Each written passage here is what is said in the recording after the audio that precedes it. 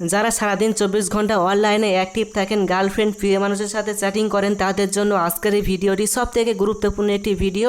কারণ অনেকেই আছে দেখবেন যে এসএমএস পাঠানোর পর সঙ্গে সঙ্গে সেই এসএমএসটি ডিলিট করে দেয়। সেক্ষেত্রে কিন্তু আমরা কখনোই ওই এসএমএসটি আর দেখতে পাই না যে সে কি এসএমএস পাঠিয়ে ডিলিট করে দিয়েছিল।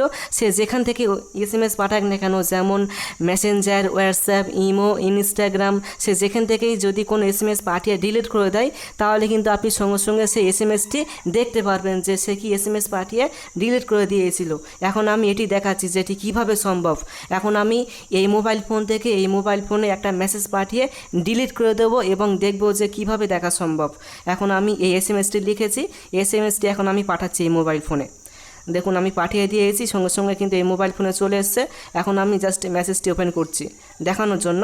তো এখন আমি এই মোবাইল ফোন থেকে মেসেজটি ডিলিট করে দিচ্ছি। দেখুন আমি চেপে রেখে এখান থেকে ডিলিট অপশানে ক্লিক করে ডিলিট ফর এভরিওয়ান এখানে ক্লিক করলাম। তাহলে কিন্তু সঙ্গে সঙ্গে এই মোবাইল ফোন থেকেও কিন্তু এসএমএসটি ডিলিট হয়ে যাবে, আমি আর কিন্তু দেখতে পারবো না।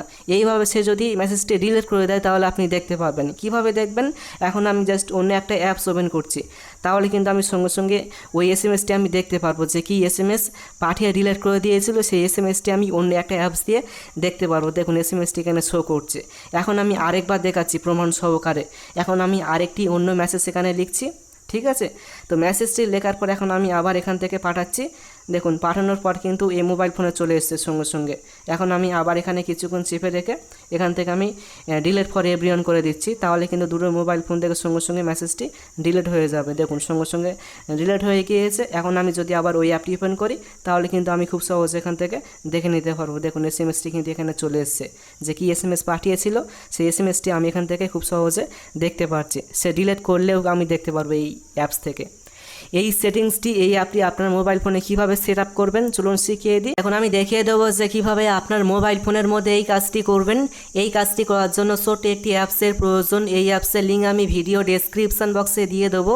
সেখানে ক্লিক করে আপনি ডাউনলোড করে ইনস্টল করে ওপেন করবেন। ওপেন করার পরে এখন আপনি সোয়াইপ করে করে এগিয়ে যাবেন। তারপরে আপনি এখানে কিছু ফেভারিট অ্যাপ দেখতে পারবেন, যে অ্যাপগুলোতে আপনি চ্যাটিং করেন সেই অ্যাপগুলো আপনি এখান থেকে সিলেক্ট করবেন। এখন আমি এখান থেকে বেশ কয়েকটা অ্যাপ সিলেক্ট করে দিচ্ছি যে অ্যাপগুলোতে আমি এসএমএস করি, চ্যাট করি। যেমন হোয়াটসঅ্যাপ সিলেক্ট করে দিয়েছি, তারপর মেসেঞ্জার, ইনস্টাগ্রাম, ইমো, এই সমস্ত অ্যাপগুলো আমি এখান থেকে সিলেক্ট করে দিয়েছি। তো করার পর এখন আপনি আবার সোয়াইপ করবেন, তারপর এনাবেল দিস নাও এখানে ক্লিক করবেন, তারপর ওই অ্যাপসে প্রবেশ করবেন, তারপর অ্যাপটি অন করে অ্যালাউ করে এখান থেকে বেরিয়ে আসবেন।